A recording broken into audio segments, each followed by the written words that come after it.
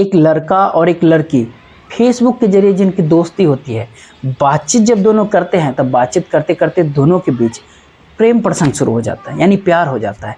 करीब 8 महीने का समय बीतता है, लेकिन इस दौरान दोनों की कभी मुलाकात नहीं हो पाती है।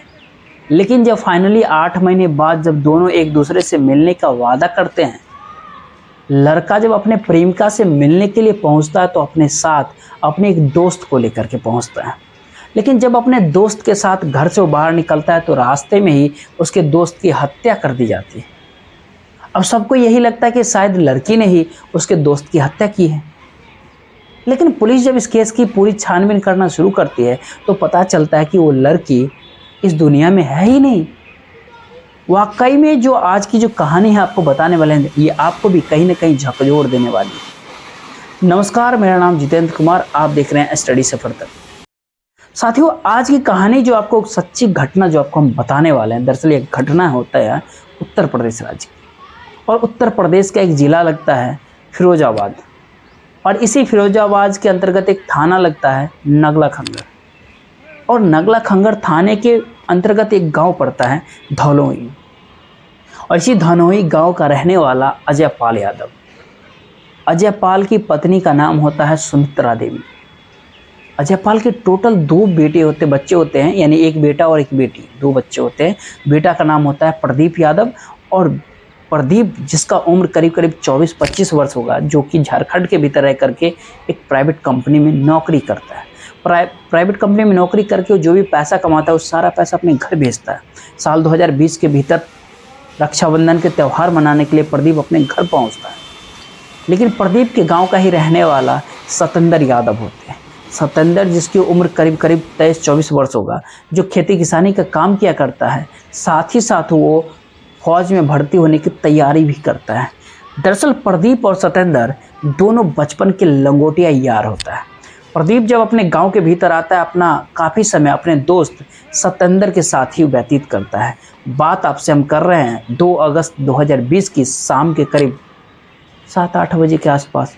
प्रदीप अपने दोस्त सतेंद्र के घर पहुंचता है और सतेंद्र से कहता है कि मेरे साथ तिलियाना गांव चलो, दरअसल मुझे कुछ काम है। सतेंद्र भी प्रदीप के साथ जाने के लिए बिल्कुल तैयार हो जाता है। करीब 7 बजे के आसपास प्रदीप और सतेंद्र दोनों एक साथ ही बाइक से निकलते हैं।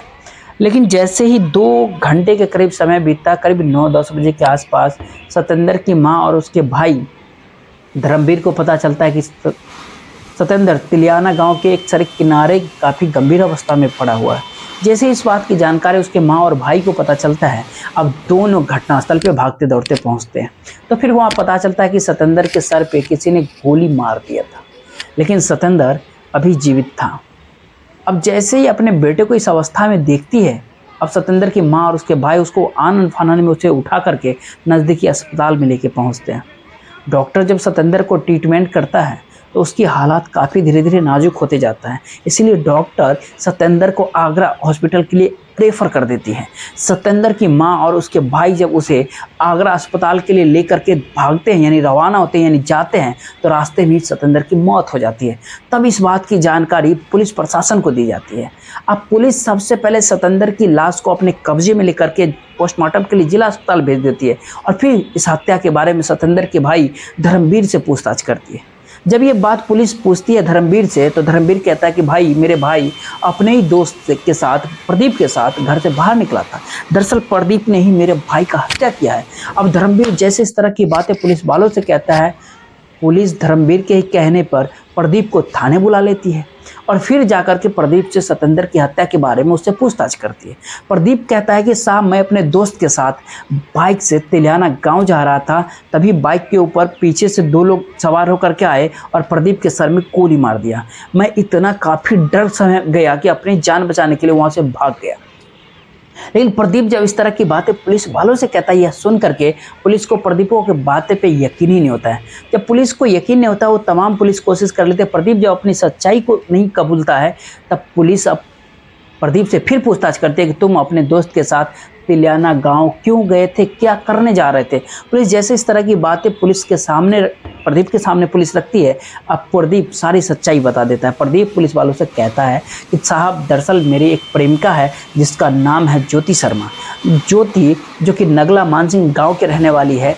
दरअसल मैं उसी से मुलाकात करने के लिए जा रहा था। जब प्रदीप इस तरह की बातें पुलिस वालों से कहता है तब पुलिस को लगता है कि शायद ज्योति ने ही सतेंद्र की हत्या की है। इसीलिए पुलिस अब ज्योति से पूछताछ करने के लिए उसके गांव नगला मानसिंह पहुंचती है। और जब वहां पहुंचती है पुलिस, जब नगला मानसिंह गांव में पहुंच करके वहां के ज्योति शर्मा के बारे में जब पता करती है तो पता चलता है कि इस नाम की कोई भी व्यक्ति इस गांव के भीतर रहता ही नहीं।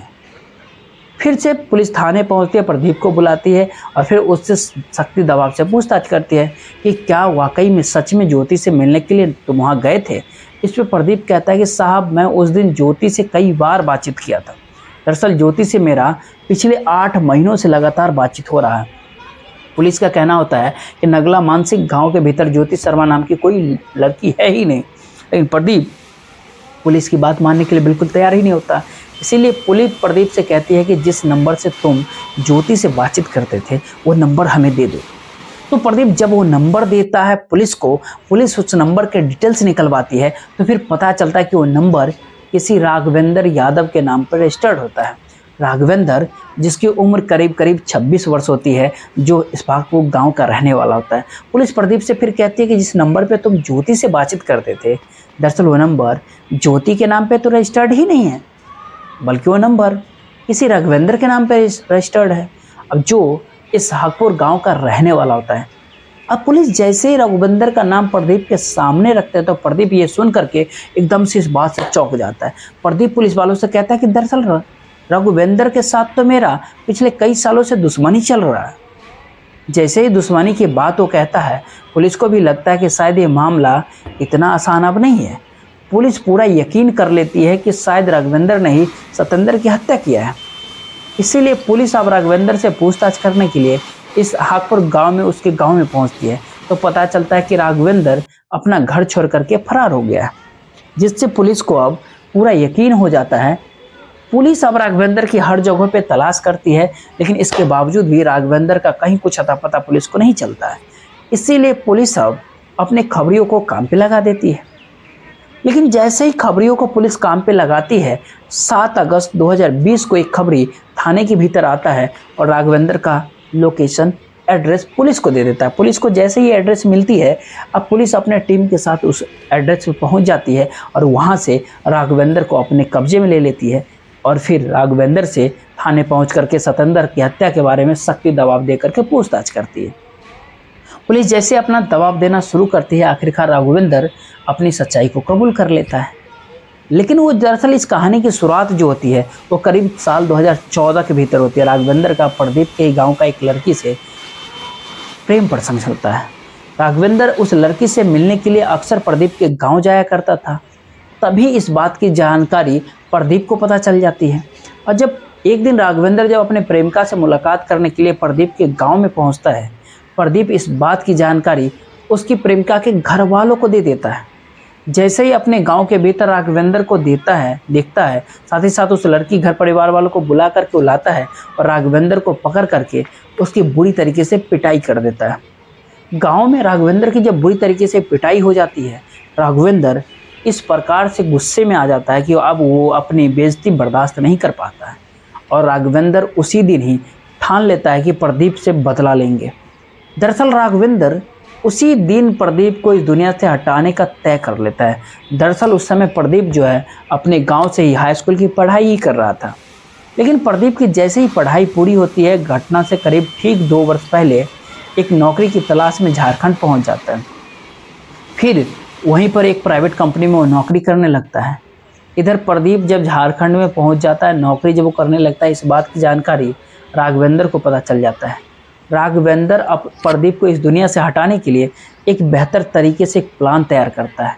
दरअसल फेसबुक पे एक ज्योति शर्मा नाम से फेक आईडी बनाता है और इसी फेसबुक आईडी के जरिए वो प्रदीप से दोस्ती कर लेता है, फ्रेंडशिप कर लेता है। उस पर इतनी खूबसूरत वो फ़ोटो लगाता है कि वो फ़ोटो देख करके प्रदीप भी एकदम से दीवाना हो उठता है और फिर फेसबुक चैट के जरिए ज्योति शर्मा और प्रदीप के बीच बातचीत होना शुरू होता है। जैसे ही कुछ दिन दोनों के बीच में चैटिंग होता है, बातचीत होता है, उसके बाद से प्रदीप अपना मोबाइल नंबर ज्योति शर्मा को दे देता है। इधर जब राघवेंद्र उस नंबर को ले लेता है, उसके बाद से राघवेंद्र और प्रदीप के बीच फ़ोन के जरिए बातचीत होना शुरू हो जाता है। लेकिन राघवेंद्र जब प्रदीप से फ़ोन के जरिए बातचीत करता है तो अपने ही मोबाइल के भीतर एक एप्लीकेशन डाउनलोड कर लेता है, वॉइस चेंजर, जिसके जरिए जब बातचीत करता है तो उसकी आवाज़ बिल्कुल लड़की जैसे होती है, जिसको सुन करके प्रदीप भी इस पहचान ही नहीं पाता है। दोनों के बीच में करीब 8 महीने तक बातचीत होता है। इधर प्रदीप जब ज्योति से बेपनाह मोहब्बत करने लगता है, ज्योति के नाम के आईडी जो राघवेंद्र चला रहा था, राघवेंद्र प्रदीप से मिलने का वादा कर देता है। लेकिन प्रदीप कहता है कि मैं रक्षाबंधन पे अपने घर आ रहा हूँ, तुम भी मेरे गांव के बगल के ही रहने वाली हो, क्यों नहीं इस बार जब मैं वहाँ घर आ रहे हैं तो हम दोनों मुलाकात करें। राघवेंद्र प्रदीप से मिलने के लिए तैयार हो जाता है। 26 जुलाई 2020 को प्रदीप जब अपने घर पे आता है, 4-5 दिन तक वो अपने दोस्त के साथ जहाँ तहाँ समय बिताता है और अक्सर ज्योति के बारे में उससे बातचीत किया करता है। 2 अगस्त 2020 को प्रदीप जब राघवेंद्र के नंबर पे प्रदीप कॉल करता है, राघवेंद्र प्रदीप से मिलने के लिए तैयार हो जाता है। इसीलिए प्रदीप करीब शाम के 7-8 बजे के आसपास अपने दोस्त सतेंद्र के घर पहुंचता है और सतेंद्र को भी अपने साथ में लेकर के वो जाता है। दोनों जब अपने घर से बाइक से निकलते हैं, बाहर जाते हैं, सतेंद्र बाइक चलाता है, प्रदीप पीछे बैठ जाता है। इधर राघवेंद्र अपने दोस्त अनिल के साथ रास्ते में उसका इंतजार कर रहा था। जैसे ही तिलियाना गांव पहुंचता है, इधर राघवेंद्र अपने दोस्त अनिल के साथ बाइक से पीछे की तरफ से आता है और प्रदीप के ऊपर गोली चला देता है। लेकिन वो गोली प्रदीप को न लग करके जा करके उसके दोस्त सतेंद्र के सर में लग जाती है, जिसके कारण से सतेंद्र काफ़ी गंभीर अवस्था में वहीं पे गिर जाता है। इधर प्रदीप जैसे इस तरह की नज़ारा को देखता है, इस कदर से डर जाता है कि डर के मारे अपनी जान बचाने के लिए वहाँ से वो सतेंद्र को वहीं पे छोड़ करके वो घर भाग जाता है। वाकई में राघवेंद्र जब पूरी कहानी पुलिस वालों को बताता है तो पुलिस राघवेंद्र के ही कहने पे उसके दोस्त अनिल को भी अपने साथ कब्जे में लेकर के आती है और फिलहाल पुलिस ने इन सारे आरोपियों को जो है सो गिरफ्तार करके इन दोनों के ऊपर गंभीर धाराओं में मुकदमा दर्ज करके जेल भेज दिया। साथियों, इस कहानी को सुनाने का उद्देश्य आपको परेशान करना नहीं था, आपका दिल दुखाना नहीं था, बल्कि आपको जागरूक करना था, आपको सचेत करना था। आप जहाँ भी रहे सुरक्षित रहे, सोशल मीडिया का प्रयोग ढंग से करें, ध्यान से करें। बाकी आप क्या सोचते हैं इसके बारे में आप अपनी राय जरूर कमेंट में दीजिएगा। जय हिंद, जय भारत।